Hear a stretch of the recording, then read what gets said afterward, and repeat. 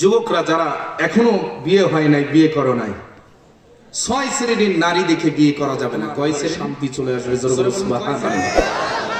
কি যুবকরা শুনতে চাও? তো যাদের বিয়ে হয়নি তারা কি শুনতে চাও? আল্লাহ কবুল করে নিক, জোরে বলো না আমিন। তাহলে ওরা আর ভুল করবে না। আর যারা বিয়ে করে ফেলেছে তারা তো করে ফেলিছে নাকি? কি তারা তো করে ফেলিছে নেই। আর যুবকদের একটা কথা বলেছি যে যুবকরা কয়েকটি বিষয় আছে। যুবকরা যারা এখনো বিয়ে হয় নাই, বিয়ে করো নাই, 6 শ্রেণীর নারী দেখে বিয়ে করা যাবে না। কয় শ্রেণীর? জোরে বলুন কয় শ্রেণীর? জোরে বলুন কয় শ্রেণীর? 6 শ্রেণীর। 1 নাম্বার হলো, লক্ষ্য করুন, যারা বিয়ে করে ফেলেছেন তো ফেলেছিনি। 1 নম্বর, আন্নানা, ওজোর কাটানো, অলস, অলসতা যারা কাটায়, কথায় কথায় মা হুকুম করে আম্মু এই জিনিসটা দাও, বলে আমি যেতে পারছি না। এইরকম ওজোর যারা কাটায়, খবরদার, এদেরকে বিয়ে করা যাবে। আর যদি বিয়ে করেন তাহলে বেকায়দা। জোরে বলুন ঠিক কিনা? কিরম বেকায়দা হবে? কিছুদিন আগে আমার চেম্বারে এক যুবক এসে বলছে, ভাই খুব করুণ অবস্থা, সংসারে শান্তি নাই।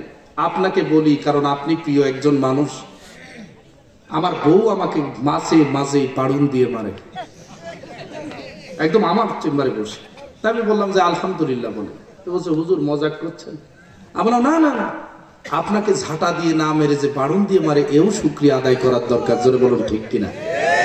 কারণ বারবার নারীর ক্ষমতায় আমরা দেখেছি। জোরে বলুন ঠিক কিনা? আর রিজালু কাওয়ামুনা আলান নিসা,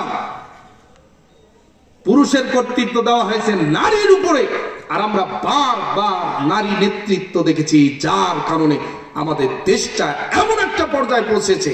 হে মুসলমানের, যার যেখানে বুদ্ধি নাই তাকেই আমরা সেই জায়গায় বসিয়েছি। জোরে বলুন ঠিক কিনা? নতুন করে আবার নারী আমাদের উপরে হোক ভারী, এটা কি আপনারা চান? জোরে বলুন চান? কি নারীকে ভোট দেবেন না কারা কারা? হাত উঠান তো। ভোট দেবেন না কারা কারা? হাত উঠান একটু। নারে তাকবীর। হাত নামান। একটা চাটা খাই ভুলি যাবেন না তো? কি কি কি ভুলি যাবেন না তো? যাক, আল্লাহ কবুল করে নিক। জোরে বলুন আমিন। আপনারা যে প্রায় সবাই হাত উঠালেন, অনেক জায়গায় আছে 2-4 জন হাত ওঠার নাম করে ভান করে এরকম করে। তার মানে হুজুর এইরকম যদি নিয়াত করে বসে থাকে তাহলে তো চাটা খাওয়া হবে না। আমাদের দেশের 1 শ্রেণীর লোক এরকম আছে। জোরে বলুন ঠিক কিনা? যাও, আমরা নিয়ত করলাম কোন নারীকে আর ভোট দিব না। নারী নেতৃত্ব সর্ব অবস্থায় হারাম, সর্ব অবস্থায় হারাম। আজকে দেখেন না, এদের ক্ষমতায় পাঠাতে পাঠাতে আমরা ক্ষমতা শূন্য। এখন ওরা আমাদের মারে আর আমরা এরকম ফ্যাল ফ্যাল করে তাকায় তাকায় দেখি। জোরে বলুন ঠিক কিনা? থানার দারোগা বাবুর কাছে যান, দারোগা ভাই বউ যে মারি মারি শেষ করে ফেললো, বলবে যে নিজে আরো পিটা।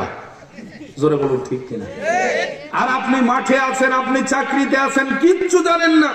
বউ যদি থানায় যে শুধু আর্জি করে আমাকে আমার স্বামী মেরেছে, যা তোর 14 গোষ্ঠী শেষ। জোরে বলুন ঠিক কিনা? এর কারণ আছে ক্ষমতায় বারবার আমরা নারীদেরকে পাঠিয়ে পাঠিয়ে এমন একটা অবস্থায় পৌঁছে গেছে, নারীরা নারী হয়ে গেছে আমাদের উপরে ভারী। জোরে বলুন ঠিক কিনা? এখন আমরা ভলেন্টিয়ার দেখবেন, আর কিছুদিন অপেক্ষা করেন, বলবে যে তুমি বাড়িতে থাকো, তোমার লুঙ্গি বাজার থেকে আমি কিনে নিয়ে এসে দিচ্ছি।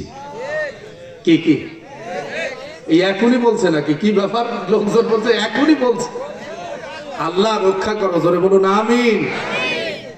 এখনই বলছে, আপনারা বললেন কি এখনই বলছে? আহা, দেখবেন বাজারে বুক ফুলায় বেপরদায়, মাথায় কোনো কাপড় নাই, মাথায় কোনো কাপড় নাই, বাজার করছে। দেখবেন যে বুক ফুলায় বোনটা চলে যাচ্ছে, আমার ভাবিটা চলে যাচ্ছে, পেছনে পেছনে দেখবেন একজন অসহায় মানুষ ব্যাগ হাতে করে পেছনে খালি ব্যাগ ধরে রেখে দিয়েছে। মনে হচ্ছে রাজমিস্ত্রি, আর সে হলো যুগালি। জোরে বলুন ঠিক কিনা? কি এরকম অসহায় মানুষ মার্কেটে গেলে পাওয়া যায়? জোরে বলুন ঠিক কিনা? আপনার বামন গ্রামে কি এরকম মানুষ পাওয়া যাবে? আছে কি? আছে? আহা, আল্লাহ আল্লাহ আমাদের বুঝ দান করুক। জোরে বলুন আমিন। শুনুন, তাহলে 1 নম্বর ওজোর কাটানো। 1 নম্বর কি? নবীজির বাণী থেকে বর্ণনা করছি। অনেকে মনে করতে পারেন হুজুর নিজে আমদানি করছে।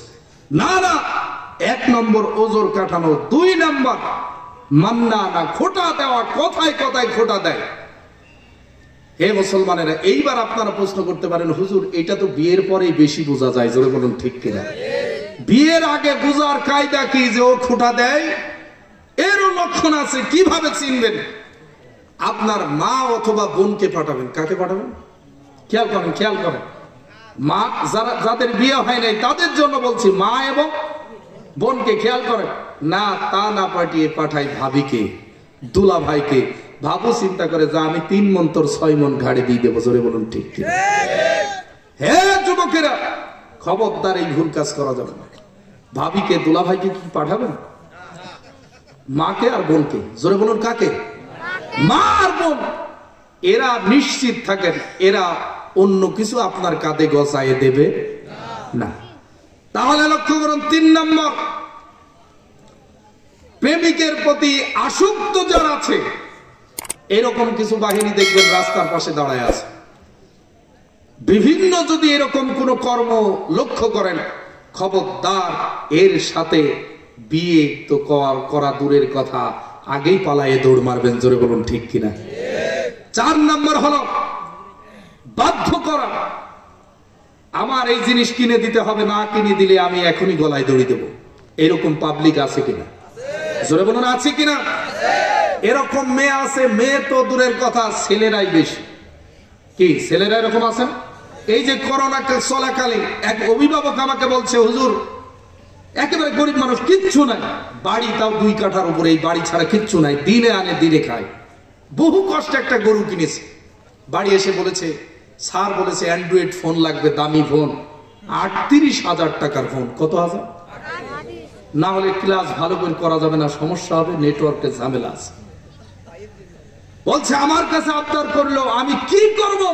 একটা মাত্র গরু আমার 40,000 টাকা দিয়ে বেচে আমি 38,000 টাকা আমার ছেলেকে দিলাম। হুজুর কি বলবো, আমার ছেলে রাত 2টার সময়ও পড়ে, রাত 12টার সময়ও পড়ে। কি এই যে ছেলে মেয়েদের নষ্ট করেছে অনলাইন ক্লাসে, জোরে বলুন ঠিক কিনা? এটা সুকৌশলে মুসলমানদের ভিতরে এই বেধর্মীদের কৃষ্টি কালচার দিয়েছে ওরা। আর এখন ওরা আমাদের শেখায় 18 বছরের কমে কন্যাকে বিয়ে দেওয়া যাবে না, 21 বছরের নিচে কোন ছেলেকে বিয়ে দিলে জেল। এটা হলো বেধর্মীদের রীতিনীতি তৈরি করা বিধান, জোরে বলুন ঠিক কিনা? আমি তো 16 বছরের যদি হয় আমি বলে আই বিয়ে দিবি। ইসলাম যখন অনুমতি দিয়েছে, তোর এই বাটপারি আইন কোশ্চিন কালো আমি মানি না, জোরে বলুন ঠিক কিনা? হে মুসলমানেরা, নতুন তরুণ প্রজন্ম যে বাংলাদেশ গড়ছে, এই বাংলাদেশের রাম আর বামদের, এরা যেই পরিমাণ আমাদের আলেমদের বিরুদ্ধে কথা বলেছে, টুপিওয়ালাদের বিরুদ্ধে কথা বলেছে, নতুন করে রাম আর বামদের টেলিভিশন তো দূরের কথা, কোন আইনে তাকে তৈরি করতে দেওয়া হবে না, জোরে বলুন ঠিক কিনা? কোন রকমের তৈরি করতে দেওয়া হবে না। এরা প্রত্যেকটা আইন পাশ করেছে, সব অনইসলামিক। এই আইনও অনইসলামিক। আমার এক হুজুর উস্তাদ বলছে, নাসিম জেল খেটে আসলাম 1 মাস। কেন? বলে ওই মেয়ের আগেও 2 বার বিয়ে হয়েছিল, 3 বারের মাথায় আমি ইসলামী আন্দোলন করি, আমি ইসলামী আন্দোলনের সাথে জড়িত, কোরআন কায়েম হোক এটা চাই।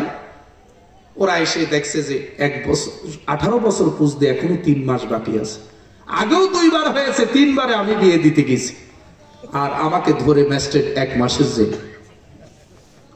চিন্তা করুন মুসলমানেরা, এই হলো আমাদের দেশ। আমাদের দেশে যদি একটা ছেলে মেয়ে কোন অপকর্ম করে, সর্বোচ্চ জরিমানা, সর্বোচ্চ 100 টাকা। কত টাকা? দেশটা কোন জায়গায় গেছে চিন্তা করেছেন? আইন নতুন করে তৈরি করতে হবে, জোরে বলুন ঠিক কিনা? আমরা 72 আর 71 ফিরে যেতে চাই না, জোরে বলুন ঠিক কিনা? আমরা চাই কোরআনের সংবিধান, আমরা চাই ইসলামী রাষ্ট্র। আল্লাহ আমাদেরকে কবুল করে নিক, জোরে বলুন আমিন। 5 নম্বর হলো সৌন্দর্য প্রকাশ করা। যদি রাস্তাঘাটে বিভিন্ন জায়গায় সৌন্দর্য প্রকাশ করে, খবরদার এরকম মেয়েকে বিয়ে করা যাবে, মনে থাকবে ইনশাআল্লাহ। আর 6 নম্বর ঝগড়া করা। অতিরিক্ত যদি ঝগড়া করে বাপ মার সাথে, এইরকম মেয়ে খবরদার বিয়ে করা যাবে, জোরে বলুন বিয়ে করা যাবে না। তাহলে 6টা কারণ। আমার মা বোনরা রাগ করতে পারেন, মেয়ের অভিভাবক যারা আছেন তারা রাগ করতে পারেন, হুজুর কি বললেন আপনি, তাদের কথা বললেন, আমাদেরও তো বলা আছে। তো শুনুন, আপনাদের উদ্দেশ্যে বলি, 2টা কারণ দেখবেন, এত কোনো কারণ দেখার দরকার নেই। ওর চুলের কাটিং ঠিক আছে কিনা, যুবকের চুলের কাটিং খালি দেখবেন, যদি তেরা মার্কাত হয় মনে হয় যে লাঙল ফাল দিয়ে চলে গেছে, জোরে বলুন ঠিক কিনা। এইরকম যদি হয়, আল্লাহর নবী বলেছেন ওর জায়গা জাহান্নাম, জোরে বলুন কোন জায়গা। আর এইরকম যদি মার্কা ছেলে হয়, খবরদার মেয়ে বিয়ে দিবেন না। 2 নম্বর দেখবেন ওর প্যান্ট ছিঁড়া আছে নাকি, তার মানে সামনে ছিঁড়া পেছনে ছিঁড়া, হাফ প্যান্ট পরিয়ে আমাদের দেশে এক শ্রেণীর যুবকরা ঘুরি বেড়ায়, জোরে বলুন ঠিক কিনা। হে মা বোনেরা, হে অভিভাবকেরা, কন্যার বাবা মা যারা আছেন, খবরদার এই 2 শ্রেণীর ছেলের হাতে মেয়ে বিয়ে দেবেন না, নিশ্চিত জানবে অক্ষর, জোরে বলুন ঠিক কিনা।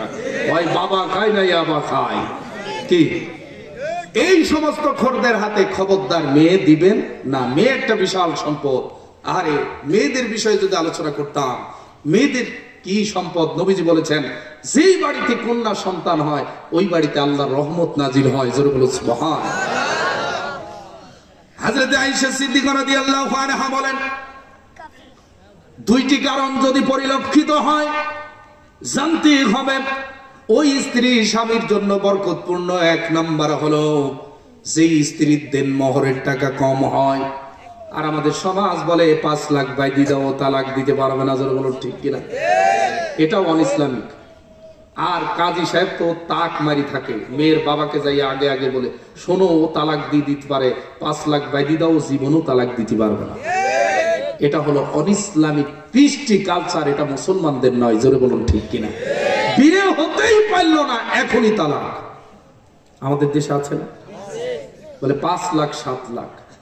যুবকরাও শেষ, আবল তাবল কিছু করলেই হয়। আবল তাবল কিছু করা তো দূরের কথা, বইয়ের কথা যদি না শোনে, এই যে গেলাম বাপের বাড়ি, চেকের মামলা আর কাবিননামার মামলা কোনো মিস হবে না, টাকা সোজা মতো দিয়ে আসতে হবে 10 লাখ। যা এই ভয় দিয়ে আমরা পুরুষটা কাবু হয়ে গেছি, জোরে বলুন ঠিক কিনা।